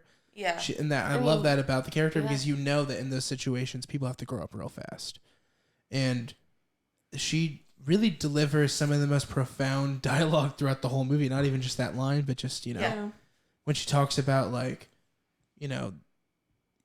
how strong Jews are and everything within the whole Nazi propaganda, and how she mentions like, you're not a Nazi, you're a boy with in a costume, in a costume. And then at a later point, just like Nazi, she reiterates it in a moment of being hurt. She reiterates what JoJo said and says, Nazis and Jews can't be friends. But she clearly says that from a place of being hurt, not from reality. And just like the compassion that she's able to show to JoJo is like, I don't know, it's really profound. And then like, and she gets in equal parts that compassion and that anger with him, and like. And I think it's a good thing that she doesn't just have to be accepting of him, because I think that would be kind of shitty. Like, oh, like, so she just has to teach him how to be a better person. I don't think that she does that. I think that that's something that he is figuring out on his own. And you can tell that, like, maybe not at first, but later in the movie, he really just wants, like, her admiration. Like, he's just, like, he finds her to be so cool and interesting, and he likes her. So he does this thing where he, like, he finds those fake notes that are written from her husband. Or fiance, I can't remember which one. Fiance. And also just like, there's a scene earlier where the mother's describing to JoJo what love feels like, and it's like, your stomach's full of butterflies, and there's quite a literal I love that and shot that was so good. And it was cross-cut, with the scene of her looking at the picture of the tiger, the painting of the tiger, which in an earlier scene, Scarlett Johansson's like, you should go out there and like live a life and be like a woman and experience everything, and like a part of it's like staring a tiger in the eye or whatever, and lists all this crazy shit. It was really good. I mean that scene in general, which is right before like a really serious scene when the Gustavo arrives. It's like it's so awesome to show like in that moment. For sure, we all know now that they are friends, and he loves her like a sister, or maybe obviously in his head like a wife, but. Yeah, but like that they are having. They care about each other deeply. Right at that moment, she has to hide and he has to help her, and that's really a character moment for him. Where maybe 2 scenes earlier he wouldn't have done that, but now he will. Yeah, and just like the brilliance and the maturity that followed with like the way they, at least attempted to cover up her being there, and like. Mm-hmm. Sam Rockwell's character came in clutch. Oh my God, yeah. Just that, the suspense you felt in that scene was crazy. And like, just like her whole safety relying on this 10-year-old it's one of the best scenes in the movie. Actor. And Bridget wouldn't know that. I was going to say, who doesn't know anything about that? Oh no. Bridget, because that's when she was asleep. Stephen Merchant killed it. He was so funny and so hateable. I loved his character. And Bridget was sleeping. She sure was. I was trying really hard to stay awake. And it's like one of the best parts. I mean, it might actually be my favorite scene. It's top 2 for sure. Next to... go ahead. I was going to say, I like also how much of that book that he's writing you get to see in that scene. Oh my God, I know. I thought that was funny. You see how he like is jealous of this fiance, so he's drawing him in all these really compromising positions. On the second watch, like the drawing of... I don't know if you see that in that moment or not, but like you see the drawing of him and his mom on the bikes at some point, and that like I think that's in there. That hurt your fucking heart. That was but tough. Yeah, Bridget was asleep during that part, so she. No, that was after the fact. This was. No, I'm talking in general. Oh yeah. God damn it, how does it feel, Bridget? Not good. It's okay. I feel like you haven't said a whole lot, so like, I don't know. Do you have any thoughts? I really liked it as a whole. Well, not as a whole, technically. 'Cause you didn't watch the You whole liked film. it as the You liked it as the portion you saw. I liked it as she saw most of it. I want to be fair to Bridget. She wasn't asleep that long, but she did fall asleep. It's maybe like 5 minutes of that. And what a 5 minutes they were, Bridget. There's like Yeah. real tension now. She's like, oh god, what have I done? Yeah, I mean, but no, I think that, like, despite being asleep, Bridget was, like, very emotionally affected. I really was. I believe I did tear up a little bit, even though. So I thought for a minute that I had missed something while I was asleep. That I had missed something. Yeah. That because like right after that is when we find out that his mom dies. Wow. Okay. Yeah, and she Oh was my like, god, yeah. Let's get You're into that right. part. That is really And- right after, yeah. Because Yeah. the mom never knows that Jojo found Found Elsa, her, yeah. and that he was becoming like this, like We are more missing- redeemable human. We are missing a moment though, so before we get into that, which by the way, oh my god, that scene. But in a scene before that, you see Jojo and the other like Nazi kids are walking around these robot costumes asking for like metal and spare parts. And during that time, or money, during that time you actually see Scarlett Johansson's character lay down like a note. Like basically one of these yeah. rebellion notes. Now, I have the theory that if he hadn't have picked up the note and drawn attention to it, that she might have not been killed. Yeah, so pretty Which much is super Ouch. tragic. what you see is Scarlett Johansson's character is walking and like she drops this note and like she does it so casually and like clearly trying to hide it, and she doesn't see that Jojo's there because he's with all the other Nazi kids, and he like waits until his mom walks away, then goes over and like looks at the note, and that's when you're saying that like you have a theory that I other think people would have that seen it. him going over and taking a moment Yeah. and reading a note like that made people go, what's he reading? And especially since Yeah. he put it right back down. So then they come over, they see it, and then I believe... They probably realized who it was too, because it was just moments earlier than Yeah. she was there. Yeah. You know. And then we cut to a different scene. It's definitely like a colder, like winter kind of time. It definitely isn't as nice as it was in the summer. Anyway, he's putting up posters and all that stuff, and then he starts following a butterfly, which obviously earlier in the film it's mentioned the butterfly, the whole love thing. And then I don't know if I can even say this. yeah, you see. It's this- really fucking emotional, guys. You never see, Oh, Scarlett wait. Johansson's. This should be mentioned throughout the whole film. There is an emphasis on Jojo being able to tie a rabbit, to do bunny ears, like tie a shoe. Yeah. And then also throughout the whole film, there's an emphasis on Scarlett Johansson's nice footwear. Like literally, like so many scenes where it's zoomed in on her feet, either dancing or showing that he's like trying to tie her shoes for her, whatever it may be. It's shown throughout the whole movie, and the whole time I'm sitting in the theater next to Madison, and I'm thinking that's totally gonna be reincorporated. Yeah. I never fucking thought it would be incorporated the way it was, and I am affected. Yeah, so you just like Yeah. you just see her shoes like hanging. Hanging with the people in like the quad area where Yeah. all these essentially like the The traitors.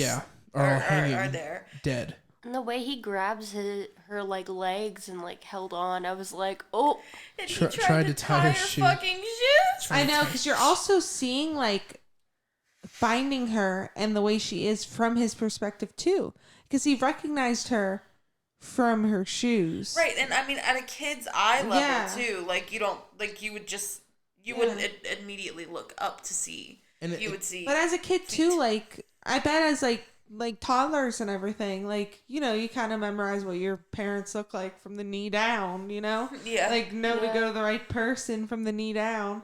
So it just kind of like a cool kind of like a heart wrenching perspective to see him finding her like that and recognizing her just from her shoes. And it cuts to him just laying or sitting on the ground, looking at all these bodies just sitting there, and the following scenes, we also get like a funny because it's like so like intense. We get like a funny intercut of like Hitler eating a unicorn, like eating unicorn meat, which was weird. Yeah. But I think we've kind of left this part out that he is constantly talking to his imaginary friend Hitler throughout the whole film. And in a way, like I was kind of saying this earlier, but like Hitler becomes that substitute father figure almost. Yes, absolutely. which I'm sure happened to a lot of kids in World War II because like the fathers are away at war and like you see this man on the TV and you know that he's the leader and like so And you hear feel, all these crazy things about him, like Like what he is eats it? unicorn meat. He Yeah, doesn't and fart. And Bridget missed this part when she was asleep. But there's a part where they're like, if you hear that Hitler got one of his balls blown off or something, that's not true. He's got 3. Yeah, he's got 3 testicles. And it's like, yeah, and so If like you hear he only has 1 ball, you're incorrect. He's 3. and so like, you know, Also, he pictures him, which is so like of the time. He pictures him with blue eyes, yeah. which is like such a good little like detail they put in there.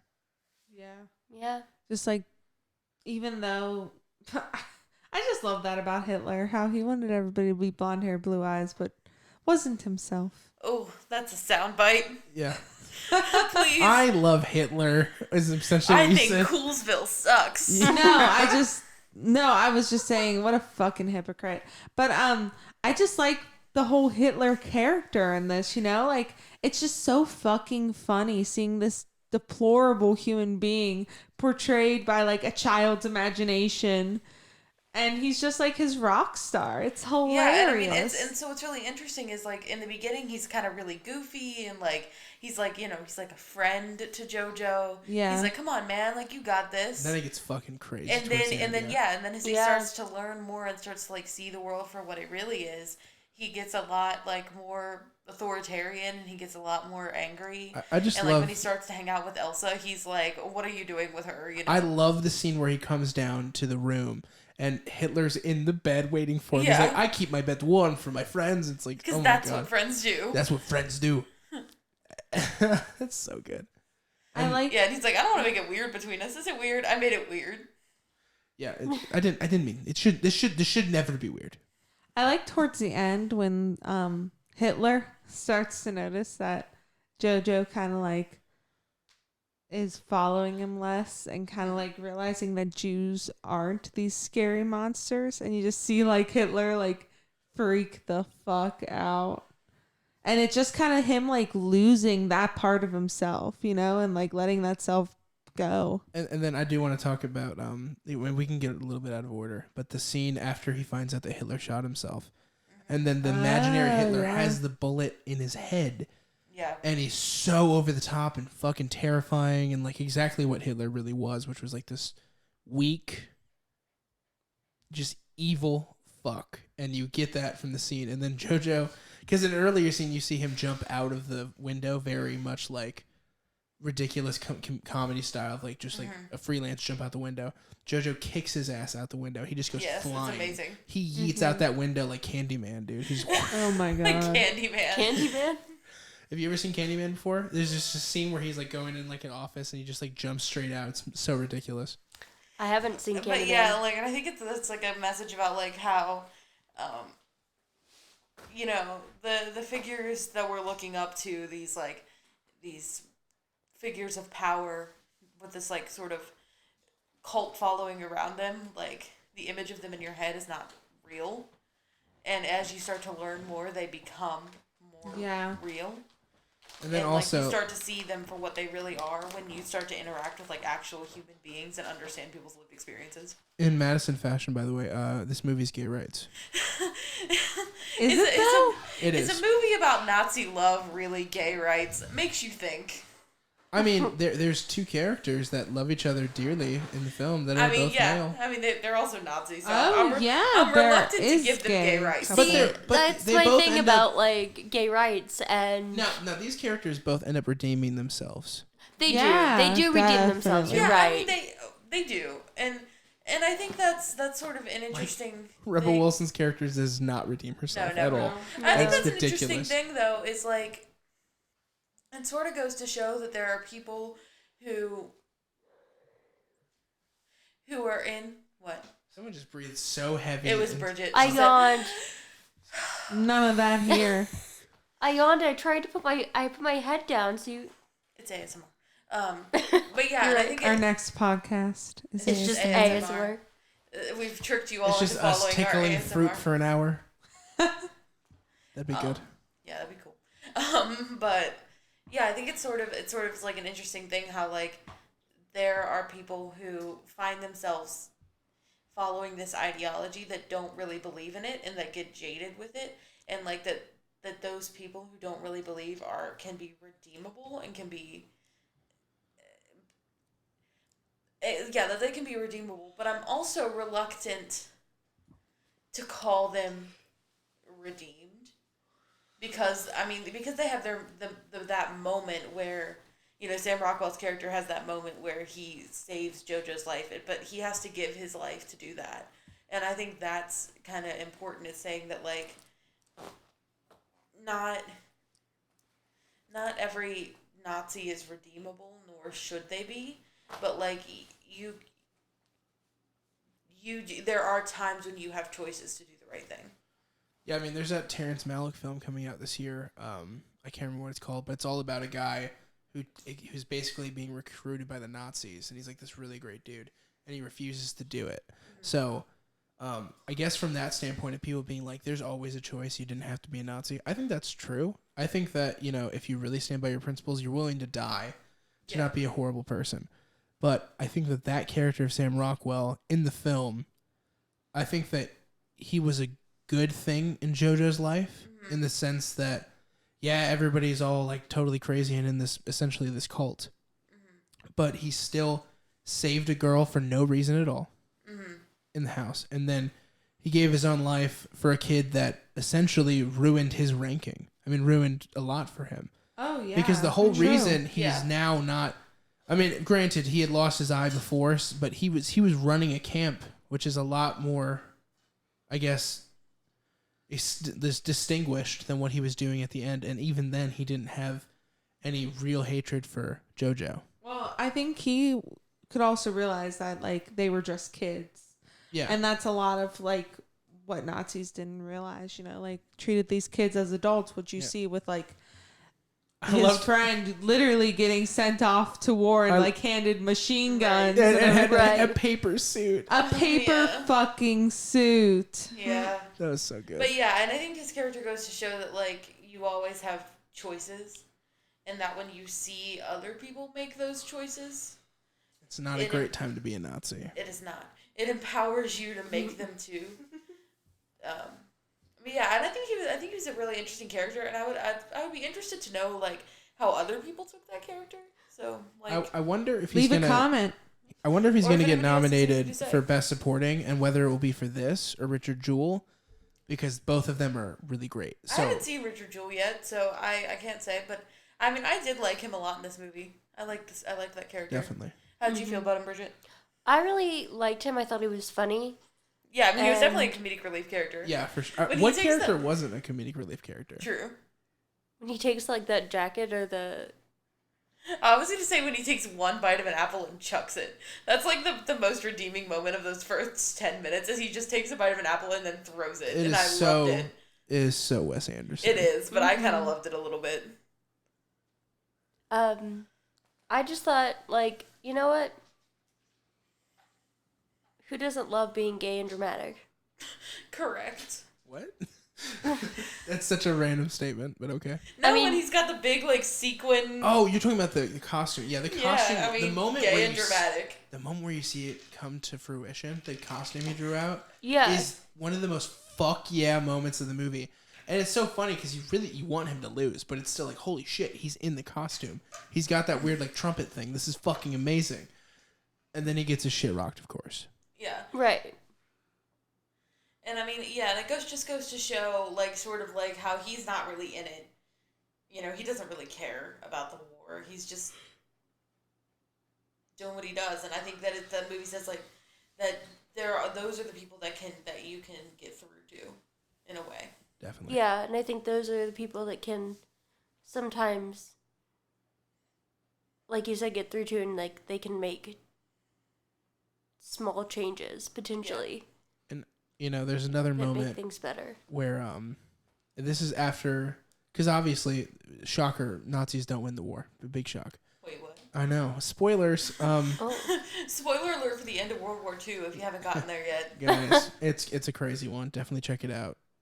Anyway, so there's a point where obviously, like, you know, as we said, Sam Rockwell's character gives his life, and then Jojo goes back to his house, and Elsa is still hiding because she doesn't know what's going on with the war, and it's very much like you can relate because this kid thinks that everyone in his life is gone, and he's under the impression that he's such a horrible person, he was a Nazi, that if he tells this girl on the wall, the only person he has in his whole life, that the war is over, that she'll leave him. And it's kind of like a kid realizing for the first time that, like, he can't be selfish. Yeah. Later in the scene where he says at first, like, you lost the war, like, Germany won.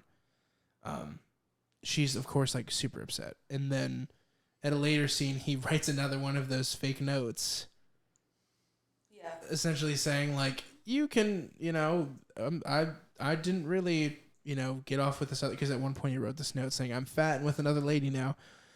He goes, I take all that back. You should come with me, and Jojo will be fine. It's, oh my God, it's fucking heart-wrenching. I wanted to cry when I saw it. Yeah. And you find out, too, that the fiance's dead. It was the whole time. Dead the whole time. Knew, but like, I mean, it wasn't like I didn't. I think if you didn't know that she was aware of the fact that the notes were fake, you actually weren't watching the movie. I was aware of the fact that she knew the notes were fake. I kind of got the sense that the fiance was not. He was dead, but I just kind of drew that conclusion. Yeah, I wasn't sure if she knew for a fact he was dead, or if it was if fully. She knew, obviously, the whole thing. And then he's like, let's go out there and let's do all this. And there's a great callback moment before they walk outside, where earlier in the film, Scarlett Johansson's character was like, oh hey, he asked her, like, is it dangerous out there? And she goes, very. And then the same little moment happened with him and Elsa, where she goes, is it dangerous out there? And he, to be ironic, he says very. But then you walk outside and it's all Americanized. There's dudes driving around with American flags on their motorcycles. Yeah. There's people listening to, like, Italian and Jewish music on the streets. There's everybody. Yeah. And another, like, callback that I really liked is like one of the first shots in the movie, you see Jojo and he's talking to himself in the mirror, and he's like, you're what? Oh, sorry. And he's talking to himself in the mirror, and he's like, Jojo Bexler, you're 10 years old. Today's your first day of, like, being a Nazi, something to that effect. And he's like, today you're gonna crush it. You're gonna do the shit. And then, was that a direct quote? Yeah. And then in that last scene, sorry, my stomach just growled. I don't know if that was audible. But anyway, in that scene before they go outside, he says, like, Jojo Bexler, you're 10 and a half years old, and today you just do what you can. And, like, that calls back to that first moment and to what his mother said, which is, like, they did what they could. And I was really like, good, I'm fucking, you just do what you can, bitch. And they get outside, and obviously... the war's over. Elsa gives him a big old slapperoni across the face. Which he earned. Absolutely. Yeah, deserved that. And then in the whole film, I mean, this was very Wes Anderson for me, but I still really loved this. The whole film, there's this beating wrench of, like, what are you going to do when you're free? What do people do when they're free? And it was dance. So to all this music that was out there, they just start dancing. And like, there are times when Scarlett Johansson's character dances. When she's pretending to be his father, she dances. Mm-hmm. And then when they're in the park together, she tells him that, like, we have to dance. Yep, like, all we can do is dance. And, like, then when they get out, like, they dance, and that's the end of the movie. And boy, if that shit did make me cry twice. There's obviously, I can't remember what the song is, but there was a great German cover of, like, a song. Was it Heroes? Yeah, I think it was. So good. I was, like, ready to cry. Really. Yeah, it was so amazing, and, like, that was a good choice. And yeah, and I think that there's sort of, like, an undercurrent through this movie of, like, optimism, and saying that, like, even though things are terrible, and things seem like they're never going to get better, and things seem like they're the worst that they'll ever be, like, there's still hope, and there's still reason to find joy, and, like, you can still love, and you can still live your life, and, like, and it's really hard, and obviously not everybody gets to do that, but there's still joy, and you have to have hope, and you have to live on knowing that you're doing what you can, and knowing that someday that those efforts will pay off no matter what the cost is. And, like, boy, That really did it for me, dog. Yeah, I remember after we saw the movie, we literally like came back to my house and we talked about it to the point where you were late for work because we were talking for so long. Oh, you're right. I was. And it's because we loved it so much, and instantly it was like, okay, we have to show this to everybody we care about. So like, as soon as we like got done with it, it's like, you're going to the movie with me. We're gonna go see it again. Yeah, I told that me to and Bridget Franny. saw it. And We fell asleep. the second just time I playing. saw it, it really cemented to me that it was, as of right now, as we're sitting here, it's my favorite movie of the year. Yeah, Indisputably. It is one of my favorites this year. I'm having a hard time picking a favorite this year. Because the movies this year are so fucking good, y'all. I can't emphasize enough. Just see everything right now. Like, yeah, I mean, like, the last few movies we've done are probably, like, the contenders for the top spots, except for Marriage Story. But, like, Honey Boy is a top movie. And I feel like a lot of people didn't see Honey Boy, but it's been getting more popular with its re-release. This is me telling you right now to just please see Honey Like, Boy. please. I beg you. But don't see you. Lighthouse. It's a waste of time and money. Don't see Marriage Story. I'm just playing. Marriage Story's not that bad. Well, Me and Madison are going to fight physically. We'll be right back. That's gonna be our Patreon. I was gonna say, if you subscribe to our Patreon, we'll post a video of me and Franny just beating the shit out of each other. Fucking wrestling in some throwing mud. down, going for So, it. like, if that's what you're into, oh my gosh. I mean, people pay for that kind of I'd I pay thing. know $5 people for do that. pay for that Two content. hot women just fighting. Heck yeah. Alrighty. But yeah, I mean, but Honey Boy, Lighthouse, and Jojo Rabbit are, like, you know, on depending on what day you might ask me, are my favorite of the year. So, let's go ahead and do ratings. You want to start, Franny? Yeah. I really liked this one. But I'm kind of a sucker for anything with Scarlett Johansson in it. As you can tell, I literally knew it was her by just like seeing a blur. So I would give this one like at least like a 8.5 out of 10. It was really fucking good. Maybe even like, yeah, I'm gonna stay with that 8.5. I really liked it. Who wants to go next? I can go next. It's really hard, like, it's really hard for me to sort of rank this movie because I'm also thinking about how I've ranked other movies, but I don't know. It's hard for me, like, just because I ranked this one differently than maybe I ranked Lighthouse doesn't mean that I didn't like them the same. Like, I don't know. Her grading is just fully just bullshit at this point. It doesn't mean It anything. isn't. It means nothing. Just because I don't have categories. So basically, like, the way that I do it is like, the reason that I grade it because I'm looking at it as how well everything works together, as a whole unit. So like I look at it like I'm grading a paper. Like all these elements are important, but none of them are more important, and they all have to come together cohesively in order for it to work. So that's why I don't do a number scale. That's why I do a grade, because that's a system that makes sense to me. So, And because she likes to be difficult. I do like to be difficult, and I like to be different because I'm fun and cute and quirky. Just like a Wes Anderson movie, baby. I'm just playing. That sounded awful. So the grade. I would go ahead and give this like an A- leaning into A territory. Okay, that's about what I expected. Yeah, because I mean, I like this movie a lot, and again, like this is like vying for my favorite of the year at this moment. But sort of like those first 10 minutes, didn't like them, and then there are just some like weird tone things that I kind of had issue with. But overall I really really liked this movie, and there's not a lot that I didn't like about this movie. Bridget? So from what I saw, Don't be like that. She saw most of the movie. Yeah, we're just giving you a hard time, dude. I know. I was just playing back. But I really thought maybe like an 8.5. I agree with Fanny. Oh my goodness. With Fanny. Wow. I'm really bad at I names. gave you meat and cheese today, and you're gonna forget my name. What's that a euphemism for? You got my meat and cheese today. You'll just have to wait and see. Ooh. Patreon content? Anyway, Jesus Always. Christ. I'm going to give this movie a 9 out of 10.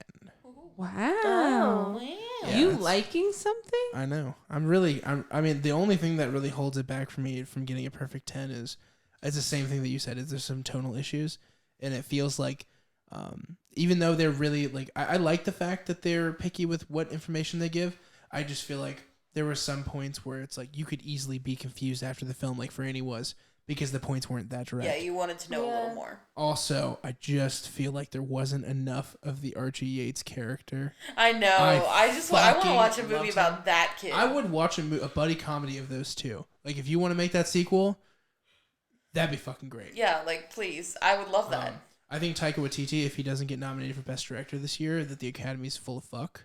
I think it's stupid if they don't. Yeah. Because this was such a cool display of, like, his ability and really, like, outshined his other movies. Like, I love Boy. I love Thor Ragnarok. Mm-hmm. I love a lot of his movies. This is his masterclass. Yeah, I mean, this is something a little bit different for him, and it's, like, something that you can tell that he had a lot of heart in. And, yeah, I just think that his direction was awesome. And I think his acting was awesome, too. And then there's one more important thing to say. It's the best comedy of the year. Yeah. Because comedies, frankly, as of late, have been either really bad or really forgettable. This movie, I think almost before it's an art film, is a comedy because everything is going for a joke or a laugh. Even the serious moments of the film have jokes and laughs in them. Yeah, I mean, it's a satire, and satire should be funny, and it is.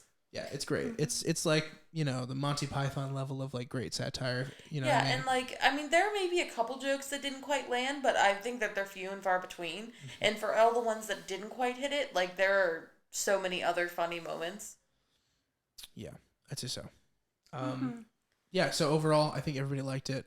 Yeah, for sure. So what I want to talk about before we jump off of here is, first off, thank you for everybody who's been listening. If you guys want to subscribe, leave a comment, like the video, that'd be awesome. And also, if you guys want to check out, if you guys want to support us in any way and you feel like we're worth a nickel or a dime, our Patreon is linked in the description. If you don't, that's fine. We're just trying to make this a full-time thing so we can post all the time. And then the other thing is we're going to have some podcasts coming up. And what we're going to do is we're going to tell you guys what they're going to be about so you guys can get out in time to either see the movie, watch it on Disney+, whatever it may be. So a lot of the films that are coming up, we don't know the exact order, is going to be Once Upon a Time in Hollywood, The Irishman, a Disney Channel original movie of some sort from Disney+, because we want to have a good laugh. We haven't decided yet, but I'll tweet it when the day comes. Parasite, Knives Out, Uncut Gems, and Good Time. And we're definitely doing Uncut Gems and Good Time together. We know that to be fact. Mm-hmm. So those are the films you can look to see in the meantime. What we're thinking is, what do you think is going to be next? We can't be for sure, but I think that what did we say?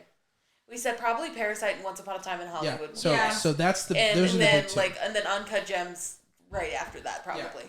So I think that is what I would say is the trajectory. Yes. So I would say check those out in the meantime if you want to be caught up, because quite frankly, all of our pods are going to be spoiler heavy. So for the people who listened last time and enjoyed it, and obviously it went pretty well for us in the sense that we got way more views on our first video than we ever actually thought. So like, thanks for listening to us. We feel crazy right now. Yeah. So like, and we understand that that's the algorithm too, but like guys, it's so cool that you guys support us. So. We really Frugal Bees, thanks for telling us to improve our quality. If you leave comments, we'll definitely read them, because we only had 2 comments on this last video, and we are obsessed with Frugal's Bees. I love the comment that said first. And it was that the second one. The second comment. Yeah, that's a good one. Keep that up. I love that. That fuels me.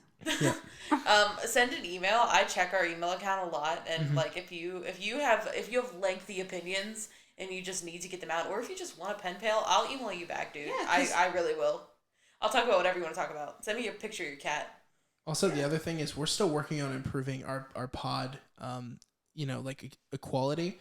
So if you're somebody who knows about that stuff and you leave a comment, we take constructive criticism very well. Definitely. We want this to be the best experience for you guys. Yeah. So thank you guys so much.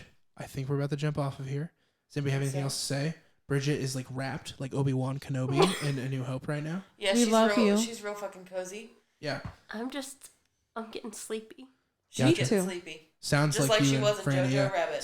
Sounds like both of those two. All right, thanks guys. That's it. Thank you. Later. Thank you.